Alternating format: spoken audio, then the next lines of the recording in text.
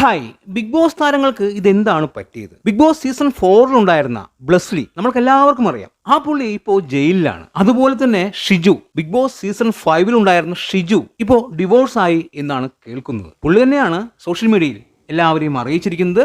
ഇത് രണ്ടുപേരും ചേർന്നെടുത്ത ഒരു തീരുമാനമാണ് എന്നാണ് ഈ പറയുന്ന ഷിജു പറഞ്ഞിരിക്കുന്നത്.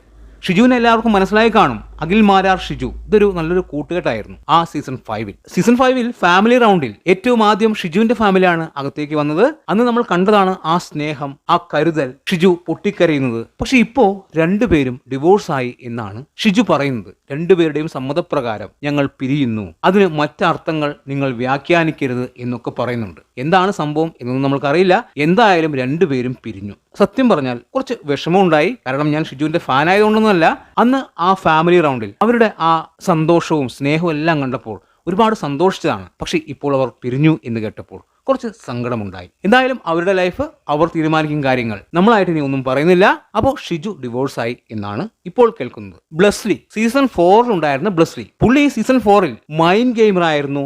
ഇന്റലിജന്റ് ആണ്. അതായത് നമ്മൾ ചിന്തിക്കാത്ത വഴിയിലൂടെ എല്ലാം പുള്ളി ചിന്തിക്കും. ബിഗ് ബോസ് സീസൺ 4 ഒരു മൈൻഡ് ഗെയിമർ എന്ന് തന്നെ പറയാം. അതായത് ആ രീതിയിലാണ് പുള്ളി അവിടെ കളിച്ചിരിക്കുന്നത്. Bigg Boss season 4 doctor Robin തകർത്ത ഒരു സീസണാണ്. ആ സീസണിൽ ശ്രദ്ധിക്കപ്പെട്ട ഒരു കണ്ടസ്റ്റന്റ് ആണ് ഈ പറയുന്ന ബ്ലസ്ലി. മൈൻഡ് ഗെയിമർ ആണ്. അതായത് മറ്റുള്ളവരൊന്നും ചിന്തിക്കാത്ത വഴിയിലൂടെ എല്ലാം പുള്ളി ചിന്തിക്കും. ബിഗ് ബോസ് കൊടുക്കുന്ന ഓരോ ടാസ്കുകളും പുള്ളി വേറെ രീതിയിലാണ് അവിടെ ചെയ്തുകൊണ്ടിരുന്നത്. അതായത് മറ്റുള്ള എല്ലാവരും ആ ടാസ്ക് ലെറ്റർ വായിച്ച് ആ രീതിയിൽ മുന്നോട്ട് പോകുമ്പോൾ ബ്ലസ്ലി മാത്രം അതിലെ പഴുതുകൾ മനസ്സിലാക്കി ആ രീതിയിലാണ് മുന്നോട്ട് പോകുന്നത്. അതായത് ഒരു ഇന്റലിജന്റ് ആയ ഒരു വ്യക്തി. പുള്ളിയുടെ കഴിവുകൾ എല്ലാവരും പ്രശംസിച്ചതാണ്. ഗംഭീരമാണ് പുള്ളി എന്നൊക്കെ പറഞ്ഞതാണ്. ഇപ്പോഴും പറയും ബിഗ് ബോസിൽ വന്ന മൈൻഡ് ഗെയിമേഴ്സിൽ ഏറ്റവും ബെസ്റ്റ് ആ കൂട്ടത്തിൽ ബ്ലസ്ലിയും ഉണ്ട് എന്നുള്ളൊരു കാര്യം. ഈ ബ്ലസ്ലി ഇപ്പോൾ ജയിലിലാണ്. തീർച്ചയായും നല്ല കഴിവുള്ള വ്യക്തിയാണ്. ആ കഴിവ് നല്ല രീതിയിൽ ഉപയോഗിച്ചു കഴിഞ്ഞാൽ അവർക്ക് രക്ഷപ്പെടാം. അത് ഈ കുറുക്ക് വഴിയിലൂടെ പണം തട്ടാനും അതുപോലുള്ള സംഭവത്തിന് ഉപയോഗിച്ചു കഴിഞ്ഞാൽ ഇതുപോലെ ഇരിക്കും. ജോലി വാഗ്ദാനം ചെയ്ത് ഓൺലൈൻ തട്ടിപ്പ്. പുള്ളി ഇപ്പോൾ ജയിലിലാണ്. കോടതിയിൽ ഇന്ന് ഹാജരാക്കിയിട്ടുണ്ട്. പിന്നീട് ജയിലിലേക്ക് പോയിട്ടുണ്ട് എന്നൊക്കെയാണ് അറിയുന്നത്.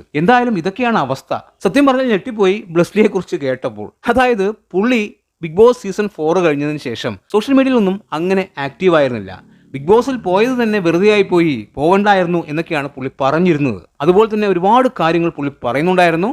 ഇപ്പോൾ ദേ ജയിലുമായി. തീർച്ചയായും എനിക്ക് തോന്നിയിരുന്നു പുള്ളിയുടെ കയ്യിൽ എന്തൊക്കെയോ ഉടായ്പുണ്ട് എന്ന് ബിഗ് ബോസിൽ നിന്ന് ഇറങ്ങിയതിന് ശേഷം. പക്ഷെ ഇങ്ങനത്തെ ഉടായ്പാണ് എന്ന് ഞാൻ കരുതിയില്ല.